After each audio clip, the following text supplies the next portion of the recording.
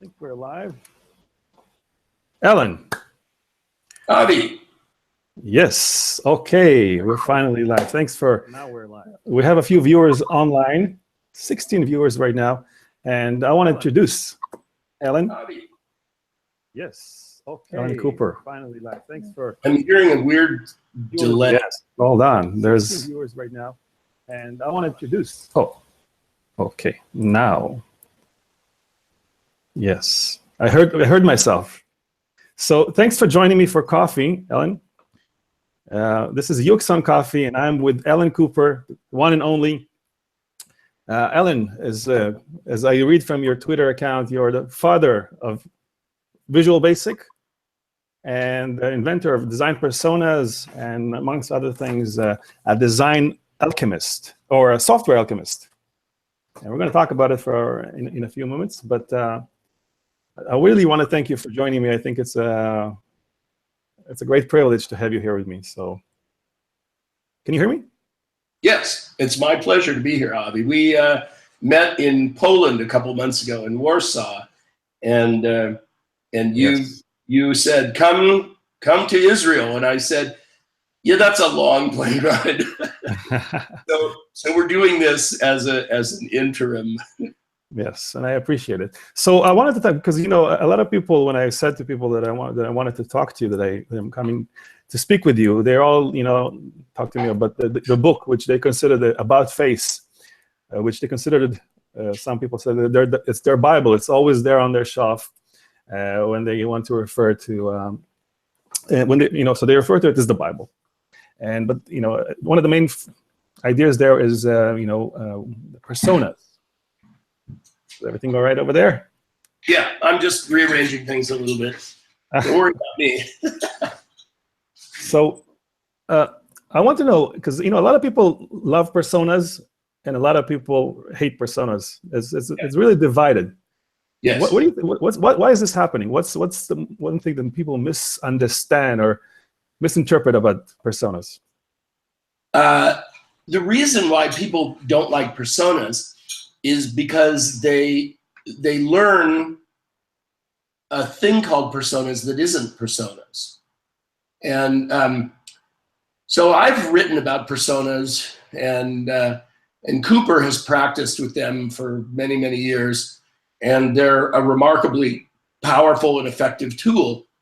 But a lot of people kind of what they did was they read about personas and they said, oh, I understand. I know what they are. And then they went off and they interpreted them as something very different from what they are. Namely, this happens a lot in the software business.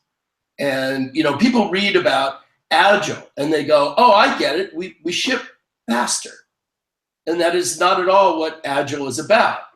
And they ship faster and crap breaks, and then they go, oh, Agile doesn't work.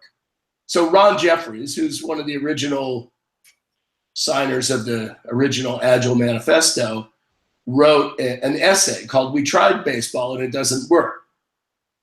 I don't know if you guys play baseball in Israel.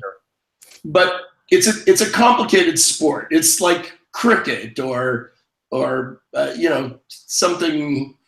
something really complicated. But the thing is there's a way to play it, and over the years it has evolved, and it's a finely balanced game. The more than anything, baseball is a balanced game, and if you play it according to the rules, it's a good contest. It's a great spectator sport, a great participant sport.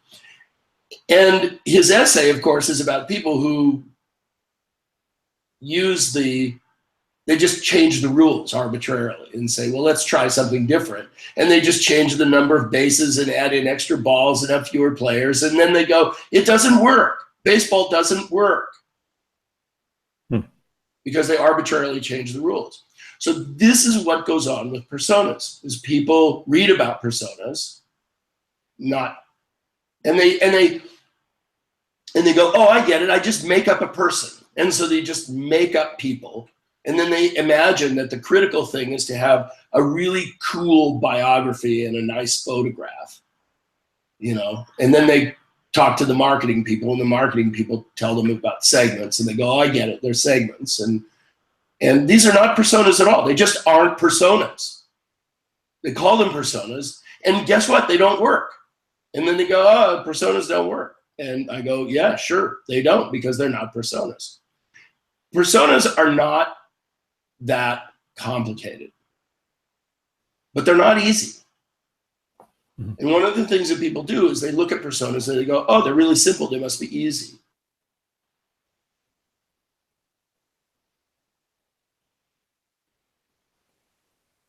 There's a lot of misinformation out there. Mm-hmm. And one of the most popular books written about personas is written by a guy named John Pruitt, who's at Microsoft Research. And he just got it completely wrong, just totally wrong. And what they were or how they worked. So in short, And what is it? What is it people like? What do people are missing? Can you put a finger on it? Yeah, personas are not marketing. They're not marketing tools. They're not made like marketing personas. They're not made up. People think that personas are made up, and they aren't made up. And people think that the important thing about personas is that you've got lots of really cool background detail, like what they like and their preferences. And they also think that they represent groups of people. And while they do represent groups of people, that's only incidental. What they are is they're a single person that represents actual users. And they're based on qualitative field research. Mm-hmm. They're not based on statistics. They're not based on quantitative data. They are not statistically representative. They are not demographically representative. They represent real users who have real motivations, and they're used. The problem with using real users is real users tend to have idiosyncrasies. And so what personas do is they allow you to create a composite that lacks idiosyncrasies. So what you'll do in your field research, your field studies, I call them, if you go out and you interview a dozen people, what you'll find is you'll quickly find patterns, representative patterns of users, of who users are, and they're grouped by their goals, not by their demographics, and not by their job roles either. You know, because you can have, if you're designing a bank kiosk, the bank kiosk could be used by widely divergent demographics. Okay, that isn't the point. But what you're looking for is you're looking for goals. Namely, a person who approaches the bank kiosk, some people might be wanting to make withdrawals, and some people might be wanting to make deposits or request information. So you'd create personas to reflect those goals. And some people want to withdraw a lot of money, some want to withdraw a little bit of money. Some people are concerned about theft, and some people are concerned about information, and some people are concerned about fees. And what you'll find is that as you interview people, you'll find those desires, those goals and motivations start to form patterns. And when you find the most common patterns that you need to serve, those you would represent with a persona. They have nothing to do with demographics. And if you use demographics to create personas, what you're doing is you're marketing, which is very, very different from interaction design. And if you use marketing mechanisms to do interaction design, you will fail and you will be frustrated and you will probably blame personas. But that's because you're not using personas and you're not doing interaction design. We find them indispensable tools. And if you're not finding them as indispensable tools in your work, then you're probably not doing them right. Okay. I want to ask you. Thank you for clearing that up. Ravit says in the chat that thanks for clearing that up. So glad that you cleared it up. Now, how did you come up with that? Like, what happened there that day that you kind of thought, I need this tool? This is interesting to me personally. What happened?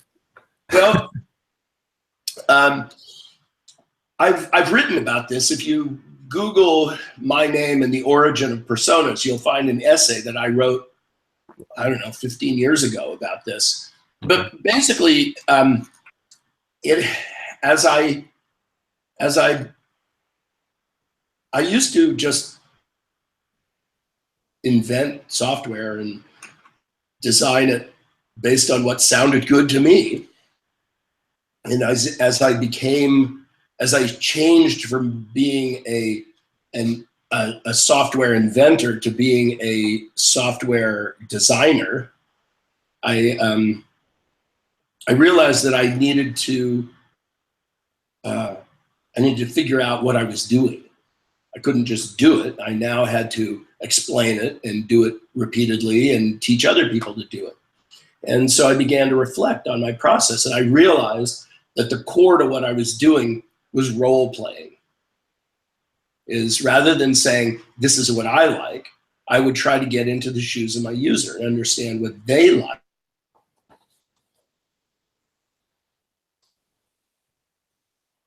Yes, you're back.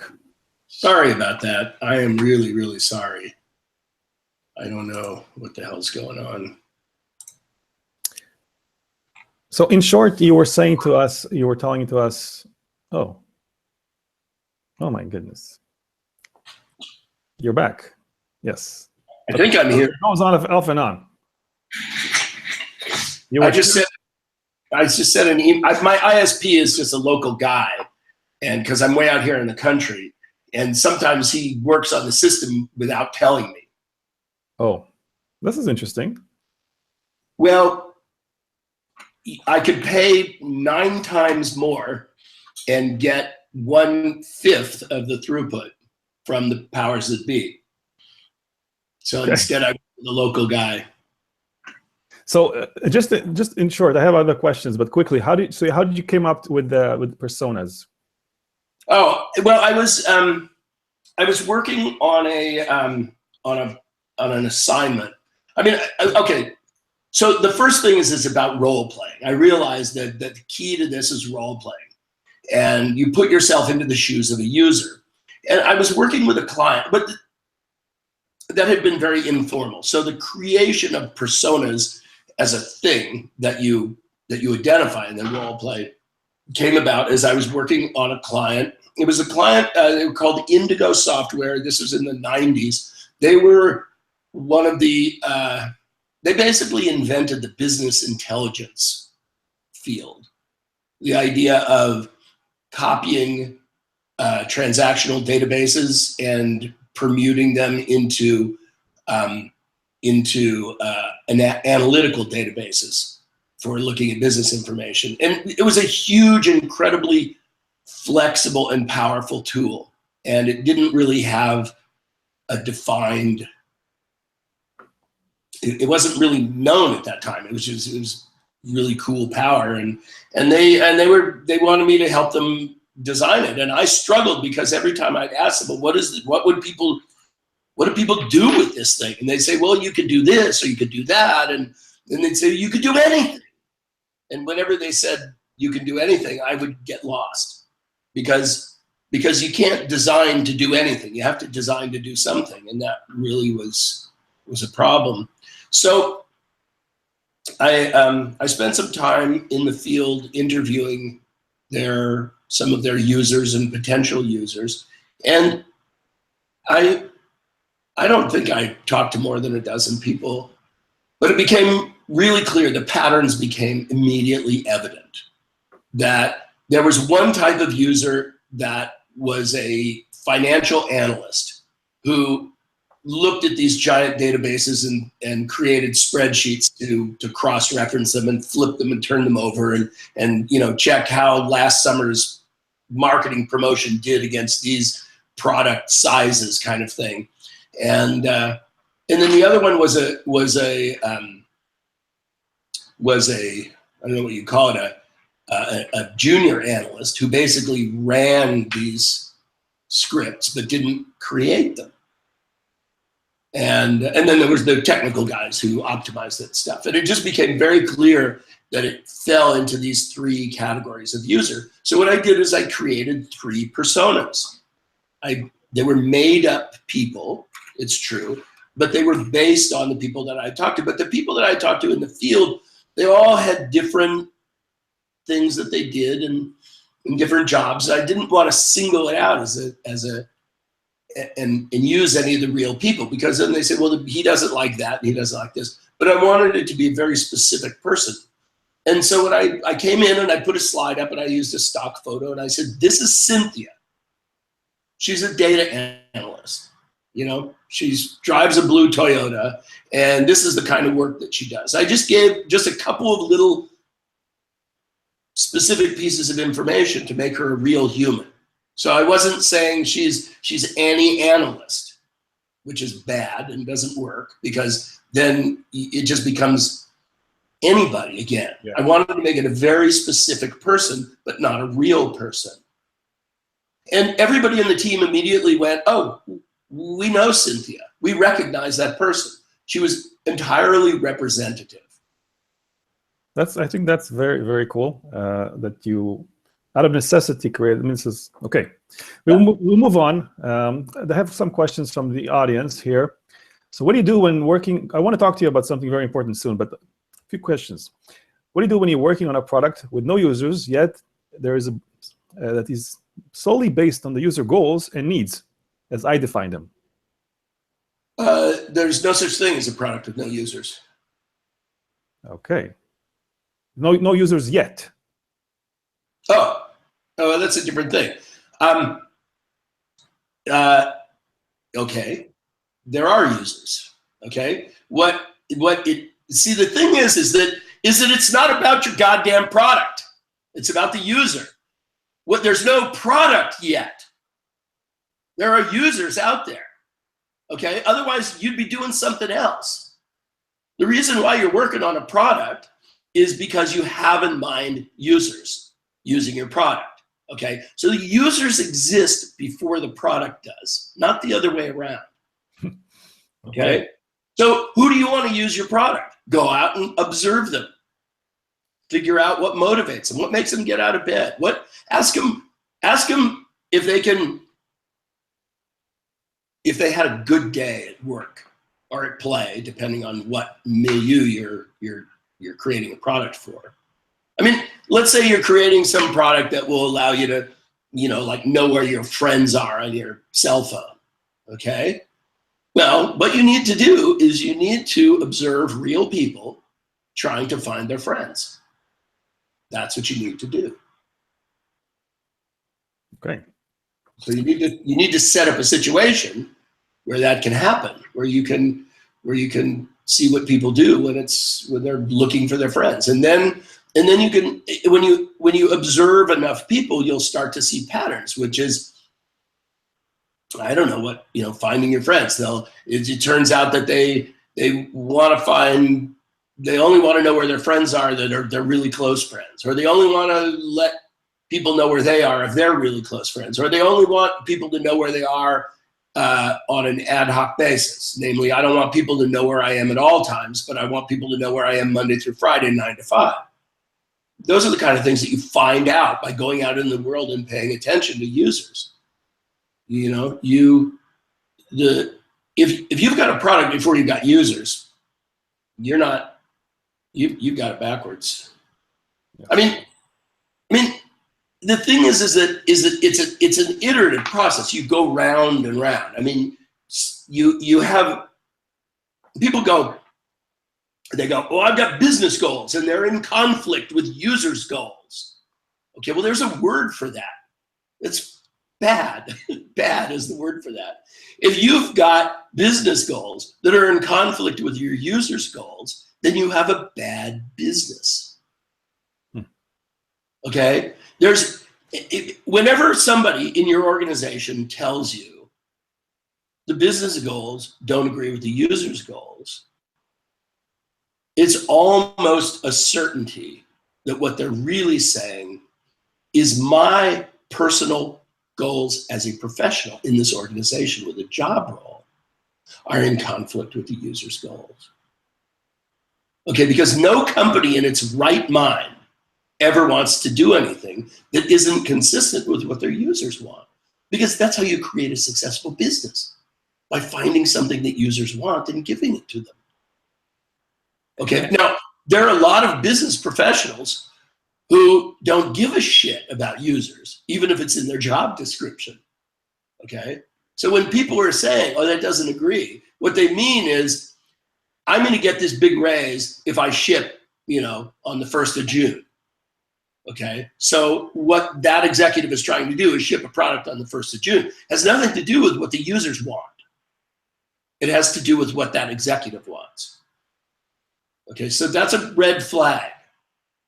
Yeah. We're going to talk about that, actually. We're going to talk about when we speak about how to become a better ancestor and how we leave this world a better place in a second. But I wanted to focus just one more question on design. Pair design. Can you elaborate a little bit more about that? It's a concept I just heard about it a year ago, actually. And so what type of designers are they? And can you tell me what it is? Because to me, it's very daunting, this idea that I have to share. Yeah, I know. I know. One of the reasons why people like to work at Cooper is because they get to pair design. Cooper has always done pair design. I mean, the first couple of years when I was a solo consultant, I worked by myself. But the day, I went to my wife in 94 and I said, honey, I think we've got a business here. And she said, yes, we do. And we hired a designer. And from that day forth, we did pair designing. And it's vastly superior because the design process is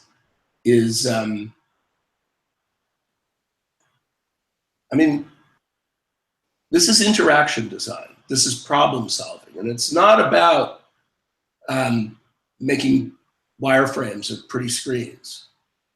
I'm talking about design, figuring out what does the product do. Okay? And in order to do that, that's a complicated problem. And what you need to do is you need to investigate your user community and understand what their desired end state is, and understand what motivates them to get there. And then you need to look for patterns, and you have to do some very sophisticated analysis, understanding what controls, what mechanisms are you giving them, and why, and is it overhead functionality to serve the product, or is it appropriate functionality that conforms to the user's mental models that get them to their goals? That's a hard problem. And when you work alone, it's really easy to get stuck in your own thoughts. It's really easy to start imagining that you're the user and you're not. And what we found is that the single most effective tool for improving the quality of design is to work in teams of 2. Now, teams of more than 2 are really bad, and we don't like them, and we don't use them. Now, yeah, we have teams that are more than 2, but there's a core of 2 people. So at Cooper, now again, this isn't 100%, but it's well north of 90%, is that any client engagement will have 2 designers on it from beginning to end of the engagement. And those 2 designers will have only one project to work on from start to finish. So the designers are not task switching between projects, and designers, the personnel is not slotting in and out of the project. The other thing that we do is we have those designers do their own field research, field studies, because we feel that there's an enormous signal loss in handing over field study information to the designers who then have to analyze it. And also what we find is that people make the mistake, companies make the mistake of interpreting field studies, informal, ethnographic, qualitative research as basic research, as fundamental research, and it's not. And what they do is they hire researchers, and Cooper doesn't hire researchers. We hire designers who know how to do research, because researchers go off and research is wonderful. It's great. It's something that you need, but it's not really directly applicable to product design, which is what we do and what I talk about. But In why the not? same way that I grew up in the world of programming, you did all your programming yourself. The whole notion of programming with others was crazy talk. Okay, and the Agile movement in the late 90s and early aughts started to promote this idea of pair programming. And we had been designing long before that, although I have to say we stole the name because we like it. So we call it pair designing. But it's pair programming is remarkable, because programming, as I learned it, is an internal monologue myself. Okay, and as soon as you do pair programming, it becomes an external dialogue. And as soon as you start to talk over what it is you're doing with your workmate, all of a sudden the goofy, wrong stuff just becomes self-evident. I mean, it's an enormously superior method to getting code done. And the idea that I mean, old school managers tend to think about things like productivity, which is basically not an operative concept in the world of digital products. I mean, productivity is not very useful. Quality is far more useful. And so pair programming really improves your quality. And if you have bad quality, there will be hell to pay. You will have huge technical debt, and it will end up not only being a shittier product that is less successful in the marketplace, but you'll pay for it in all of the patching and changes and maintenance and dealing with the difficulties that you've put in it to begin with farther down the line. Well, it's the exact same thing in pair design, which is, it's not about productivity, it's about quality. If you put a product out that has a crappy design, nobody gives a shit that it cost you less money or came out faster. So productivity is simply not an issue. What is an issue is quality and success, and finding the right users and understanding what their goals are. And pair designing is dramatically more successful at doing that. Now, Cooper began to realize that there were certain pairs that worked better than others. And we began to see a very clear pattern. I mean, this is something that we're really good at, is seeing patterns and understanding them. And so what we did is we began to see that there were really, at first we called them personality types, but we've since come to realize that while that's true, it's really more of a job role. And we find, so we divided these two roles into two categories, and one we call generator and the other we call synthesizer. And a way to think about them is, a generator is the motor in your boat, and the synthesizer is the rudder in your boat. And you need both. You need something to make you go, and you need something to make you go in the right direction. So the generator is the person who's bubbling full of ideas and has insights of how things work. And the synthesizer is the person who says, well, what about these other considerations? What about these other problems? How do you know that will work? How can we test it? How can we communicate it? And it turns out that a team with a good generator and a good synthesizer are remarkably effective, and we use them. We have people who at Cooper who are generators. They're always generators. And then we have people who are synthesizers, and they're always synthesizers. And then we have people who can do both. And then we have people who do both occasionally, or they'll work for 6 months or a year as a generator, and then they'll work for 6 months or a year as a synthesizer. And it's okay. And the thing is that this is not to say that a synthesizer is forbidden from having ideas during the design of an engagement, nor is a generator forbidden from,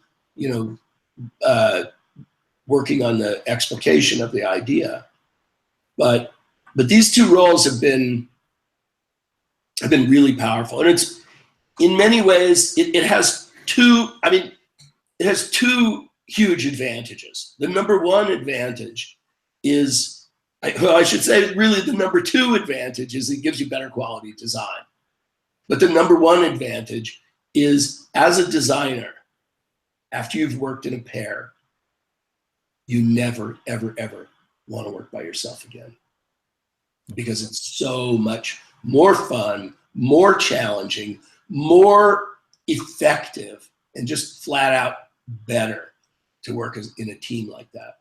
And we augment our teams with other mentors or visual designers or, just other gray matter as necessary. But that core of two is really key.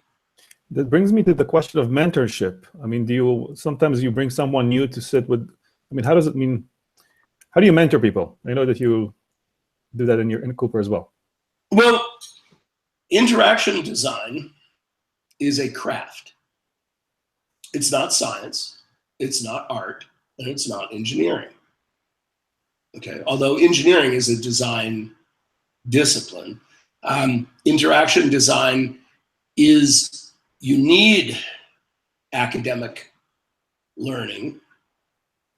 You need some book learning to back you up, but it's something you need to do. It's like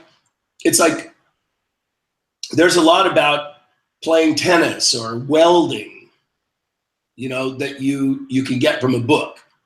I mean, welding is really complicated because steel changes its nature at varying temperatures. So there's a lot of complicated metallurgy involved in welding. But in order to be a good welder, you actually have to get out there and make some sparks. You have to get your hands on, and the first time you heat steel up above 2,000 degrees, it gets a little scary and intimidating. And only experience will lead you to the point to where you have some comfort doing that, and to where the mechanics of moving the weld puddle, becomes second nature. Then you can start thinking strategically about how you want to weld things together. And it's the exact same thing in the world of interaction design, which is there's book learning that you need to understand things like human motivations and cognitive illusions and mental models, and then understand the tools that are available to you. And then what you need to do is pay attention to more experienced people and follow along what they do, and then do your own design. And you will do crappy design, and you'll have more experienced designers critique your work. But do you pair them together? Is it the pairing, or is it someone shadowing behind the pair and looking? How does it work? How do you do it at Cooper? Well, we like the shadowing idea. The shadowing idea works really well. So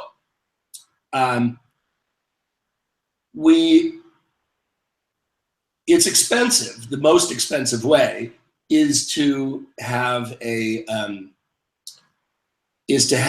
new person follow along with a team of two journeymen, a gen and a synth. That's the best way, but that's expensive because it means essentially you have an unpaid person on the team. So we'll do a minimal amount of that. But then what we do is we'll have the new person act as half the team. They'll be either a gen or a synth, and they'll be teamed with a much more senior designer. And that's a fine way to go. I mean, on some really critical products, you don't want to do that. But in general, that works fine. In the early days of Cooper, 20 some odd years ago, we would have a person shadow for many months because there was no such thing as a degree in interaction design. There were no academic programs. There was no training. There were no on-the-job training. Companies did not have interaction designers on staff. Many people had never heard of the title interaction design. They had never heard of the concept. So in the early days, we spent a lot of time training people. Today, I can find somebody who's got a bachelor's degree in interaction design and a master's degree in human factors or something like that. And I can bring them on board and they can be a junior team member for a couple of months, and then they can go to work. So it's a different world today. But still, the thing about schools, and this is changing too in schools, is that you need to work on real world problems. And good schools put their students in touch with real world problems, because you never know what's going to happen. And sometimes those real world challenges don't have the educational value that we'd like. So you need to do several of them.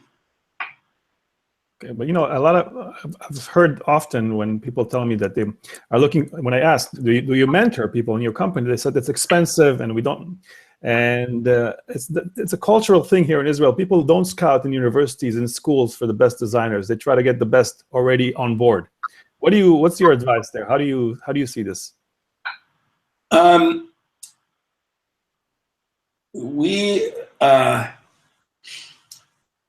You can get either is the answer for us. I mean, again, at Cooper, our standards are pretty high. And there's a big difference between the skills required to be a staff designer and the skills required to be a consulting designer. So to be a staff designer, you need to be a good designer, and you need to be a good communicator and a good collaborator. And to be a good consulting designer, you have to be able to think on your feet and come up with answers in a hurry, because you may be acting in a hostile environment or a challenging environment. And you need to be able to present. You need to be able to stand and deliver. And you could be in a position where you've got practitioners who are challenging your work, is the kind of thing that you don't usually get inside a corporate environment. It's usually more benign. From an outside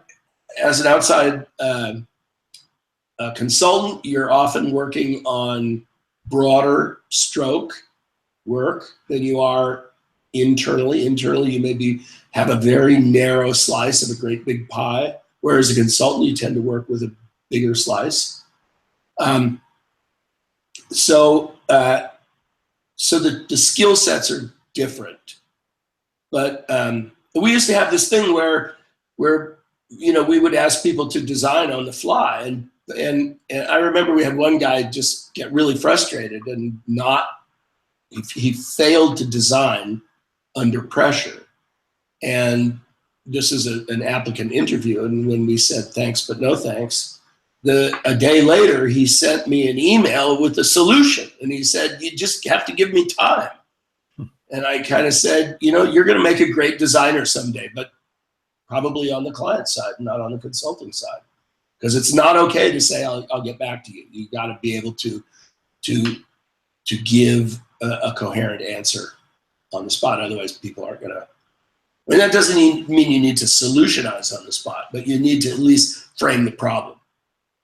Okay. On that note, I wanted to, one of the core reasons I wanted to speak to you, because we were speaking a few months ago, and we started to talk about this.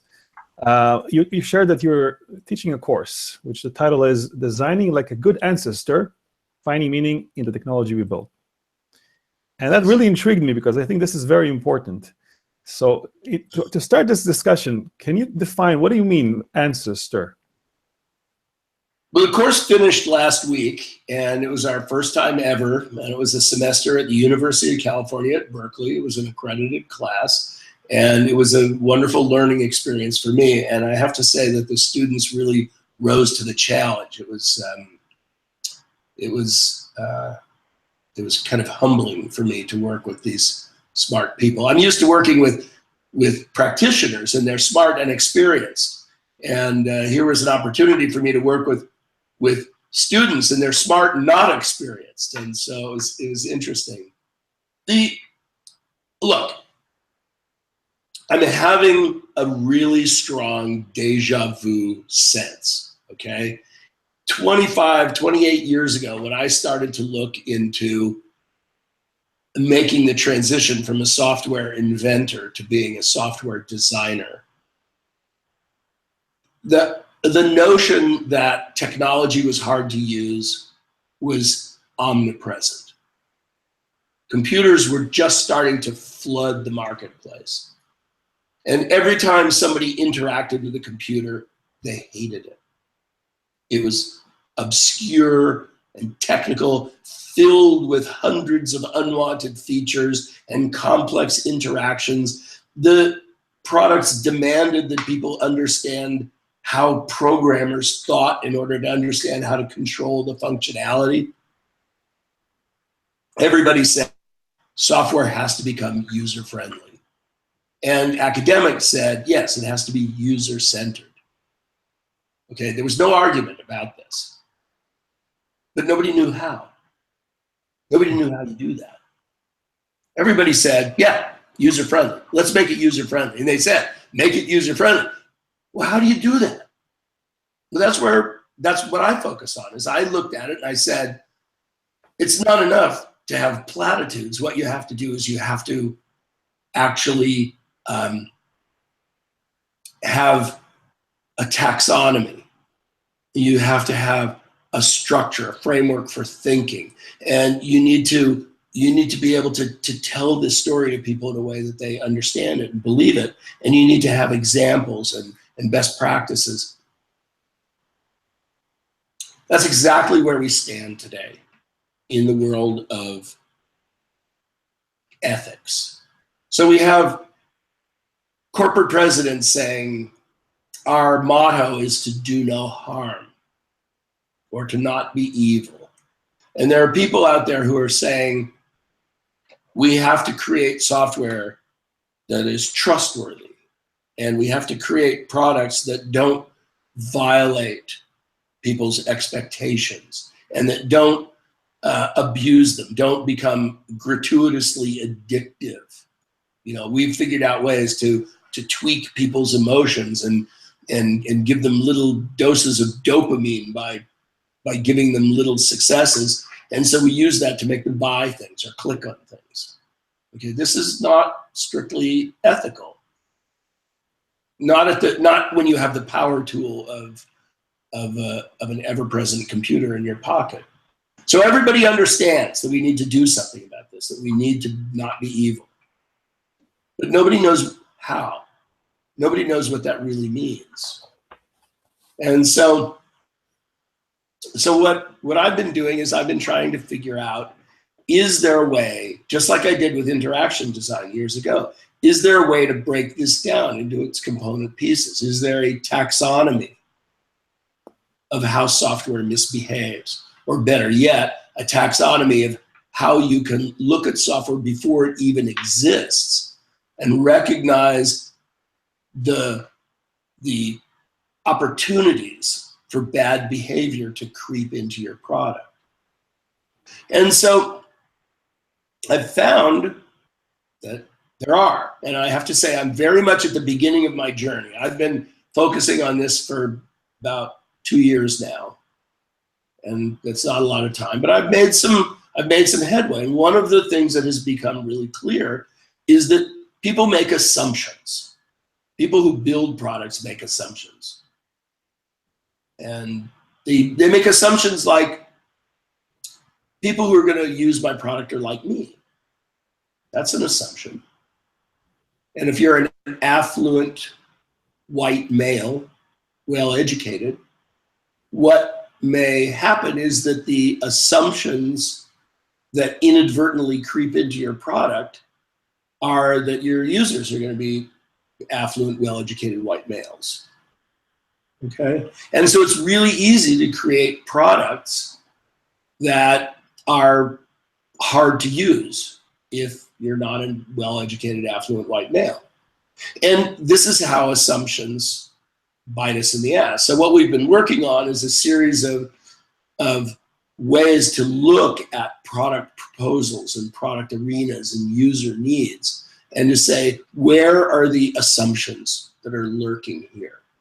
Because if we can identify those assumptions, what we're going to do is, I mean, there's no magic wand here to make your software not be evil. But what you can do is you can find areas of weakness, areas that you need to pay more attention to, because those assumptions create little tiny holes in the hull of your ship. You know, and water starts to creep in, bad behavior starts to creep in. People, you make the assumption that people are going to use your product for what you created it for. You will fail to anticipate people using it for something you haven't anticipated. This is what personas are about. But right? Well, I mean, it's all design, really. It's all about understanding. But how do we like? What I want to dig into is like, how do we become better ancestors? What is it about the work that we do today, in your perspective, that is kind of going wrong, and how can we, as designers, look at this? Well,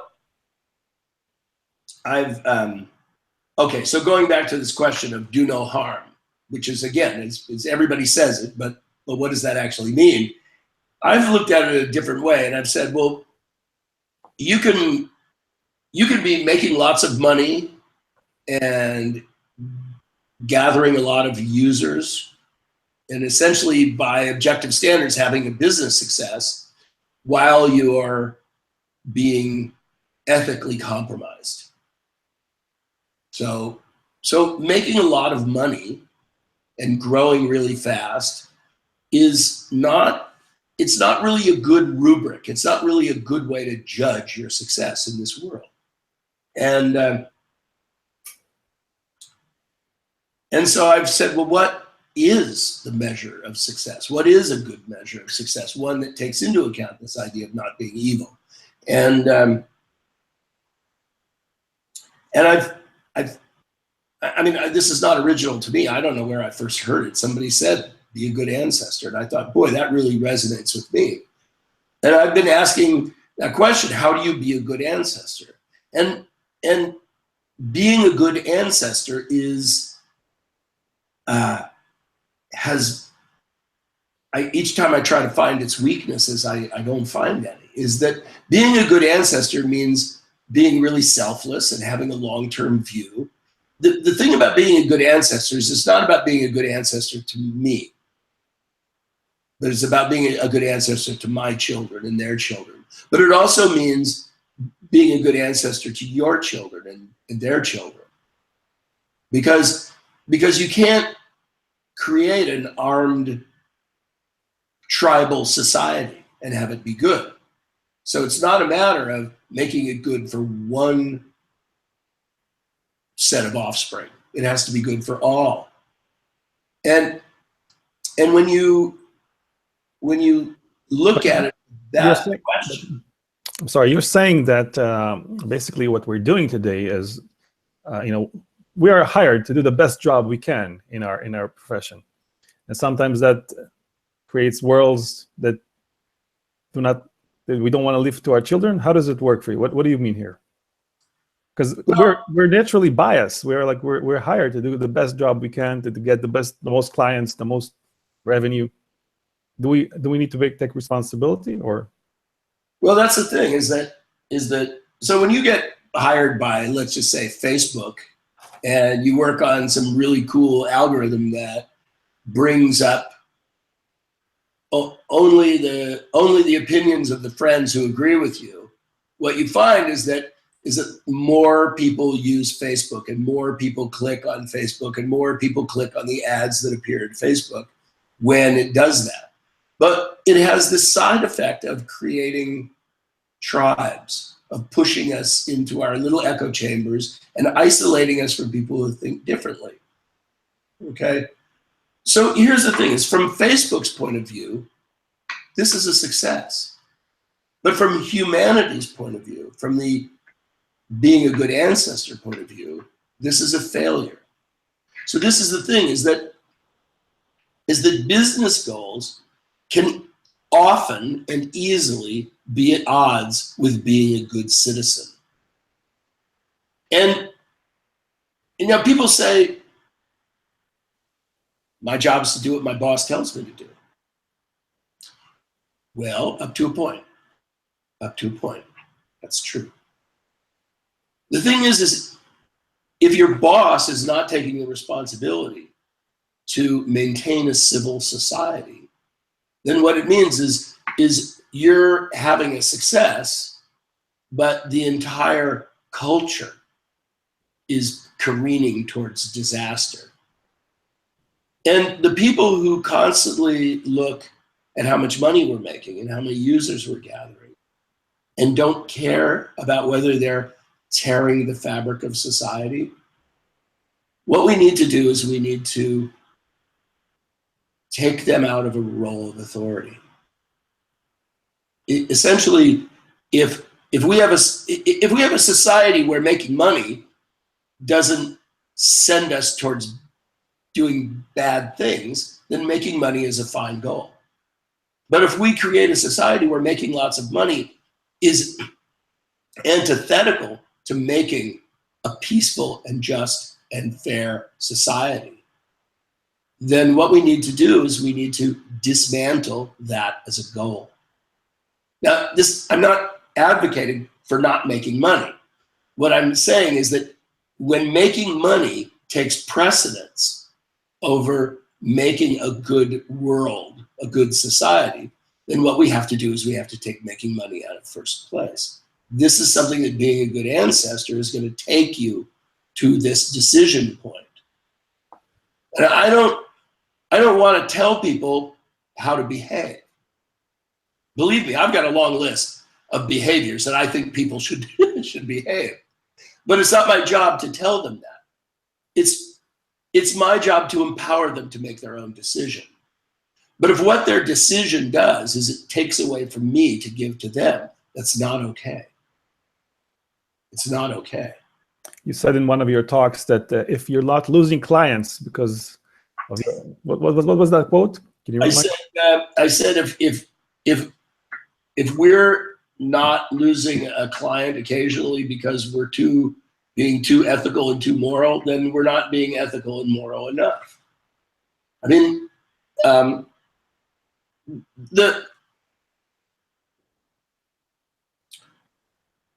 if your sole objective is to make a lot of profit, you can burn down women and children in villages and sell guns and then rebuild the villages and make money. Okay, it's possible to be truly evil and make a lot of money. Okay, what I want to do is I want to arrive at a world where that is not seen as a successful business. I don't want. Let me look.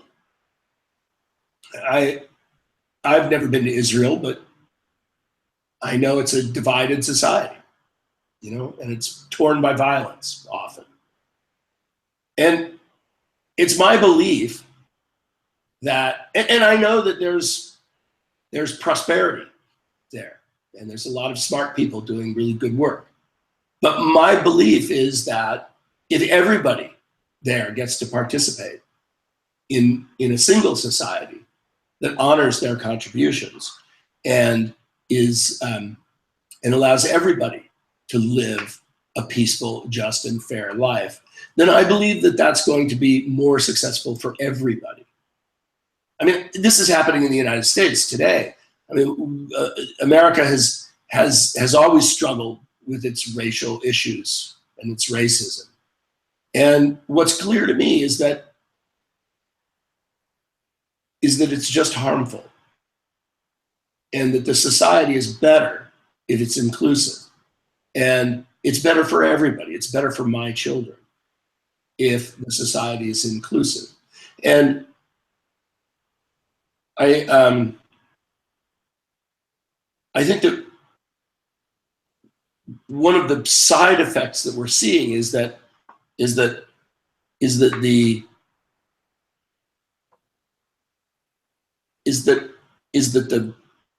the kind of intrinsic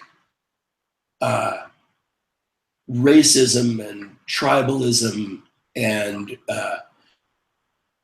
that divides society. What we're finding is that the tools, the products of technology are remarkably efficient tools for extending that exclusion and racism and oppression. And if your goal is to make money, you don't care about fixing that. And I think more and more, we have to do something about it. So what I say is, it may not be your fault, but it's your responsibility. I believe that technical practitioners have more leverage, more power on these products than they think they do. I think that the people who are marching towards higher financial yields are simply not looking at the damage they're doing. And I don't think that this is taught in schools. I mean, it's beginning to. There's a lot of interest in this, of course. That's rising now. But business people are not taught to look at the social implications of the work they're doing. They're taught to look at the financial implications of the work they're doing only. What is the number one? What did you learn by teaching this course? What did you take from this course?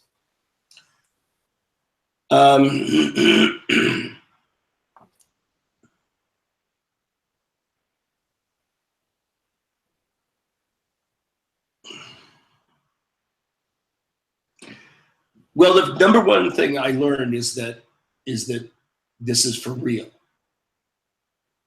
Okay,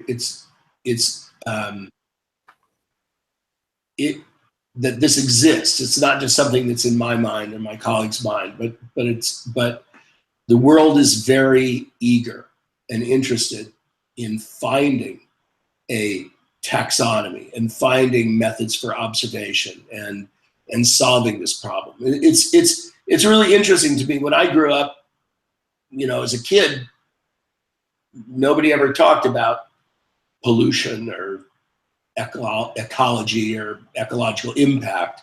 And all my kids have grown up in school where that was something that was taught. And all the 30, 20 and 30 something cohort are all very ecologically conscious. They all think in terms of conservation. They're not so interested in having cars because they recognize that cars are very destructive.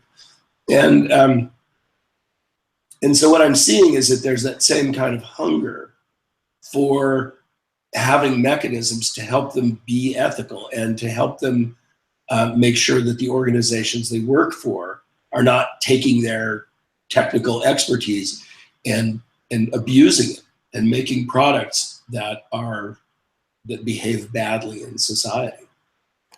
I want to say that actually, we're speaking about it's a very short time, but to drive this home, I saw your talk about lessons learned from living on a farm, and I would link this below so people can watch it and get a broader perspective on what you're talking about right now. Also, I want to read you a quote that on the research on this, I kind of came to this, and it caught me, because as designers, I think we create worlds. And this quote from Mike Montieri said, "The work you bring into this world is your legacy. It will outlive you and will speak for you." I think this is a great kind of quote for speaking about ancestry and how we live this world. Yeah. So before we leave, I think we spoke enough times. I ran out of coffee. So, I've switched to vodka. I want to ask if the audience has any question.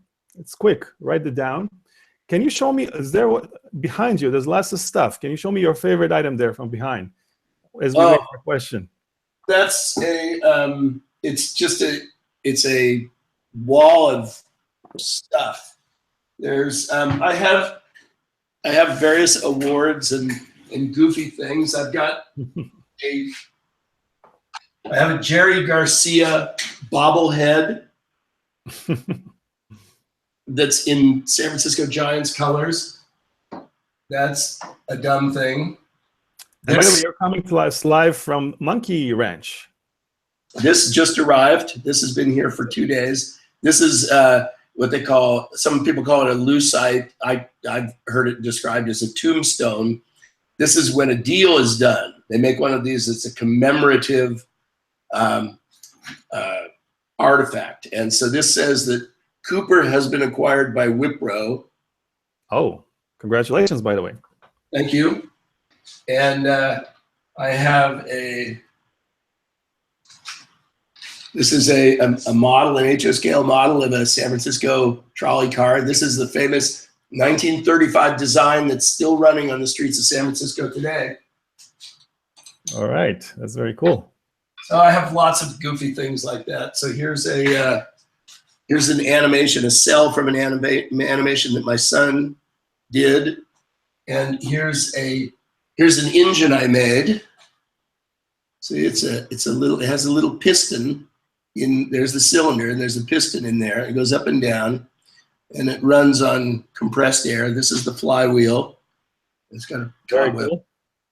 And that's the valve right here. It's a very simple design for an engine, but I machined this all from solid pieces of brass and steel. That's amazing.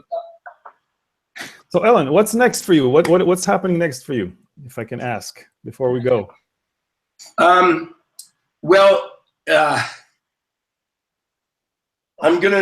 have a lot more work to do on telling the story of being a good ancestor. I need to convince people that that when your goal is to make more money and also to not be evil, this ends up never happening. Namely, the goal of making money always kills the goal of not being evil. Whereas the goal of not being evil is permissive of the idea of making money. Okay, that's a story that I have to tell, and I have to tell it better than I've ever told a story in my life. Good luck. Thank you. I'm going to need it. And if anybody has any ideas, send them to me. Also, we have a website, by the way. It's ancestrythinking.com. There's nothing there right now except a place for you to give us your email address, and we will communicate with you as our ideas grow and mature. Before we actually, there's a question from the audience right now. I see. Good. Sad that you don't have a researcher in Cooper. Do you have a business/strategic designer? Well, I don't think you should be sad that we don't have a researcher. Cooper, we've got a lot of really skilled researchers, but we don't do pure research. We're a consulting product design company, and pure research doesn't really play much of a role there. We do field, some people call it research. I have a blog post out there on my Medium blog where I talk about why I don't use the word research. I prefer the term field studies.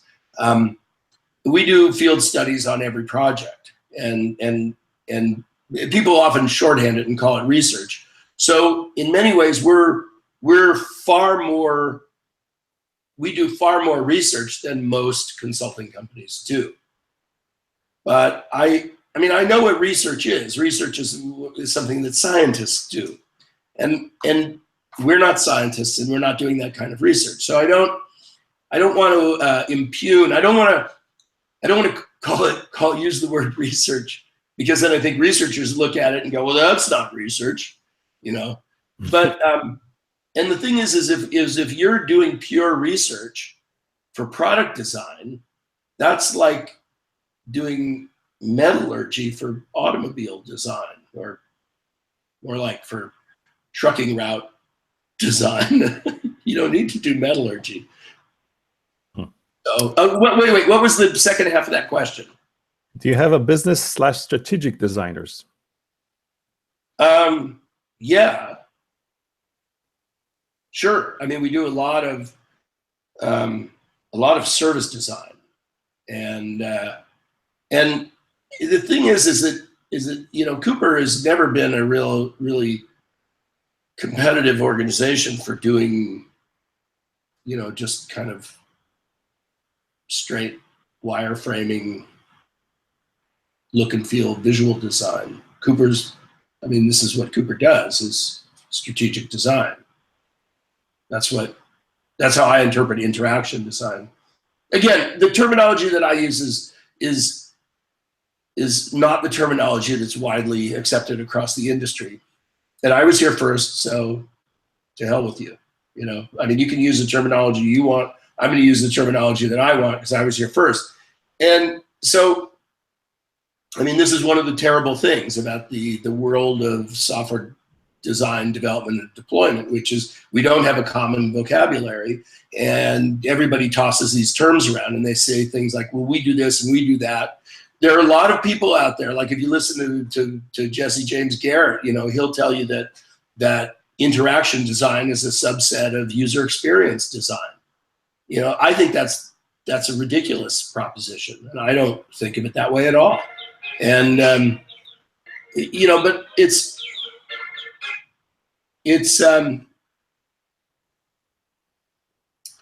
so you need to define your terms before you begin, and don't jump to conclusions because the terminology is all over the map for everybody. They are. Okay. Thank you again for your time. It's a great privilege and honor to have you with me for this hour. And the audience, of course, thanks you as well. So I see a lot of hearts in the chat. So great. Thank you very much. It's been my pleasure. Is there a way for me to see the chat? Yeah, I'll send you the link right after, but let's say goodbye to our audience first. Thank you so much for listening. I appreciate it. You can always reach me on email. It's a good way to get to me, alan@monkeyranch.com, or you could go to ancestrythinking.com. I'm happy to talk with you. Thanks very much. I appreciate it. Bye-bye. Bye for now.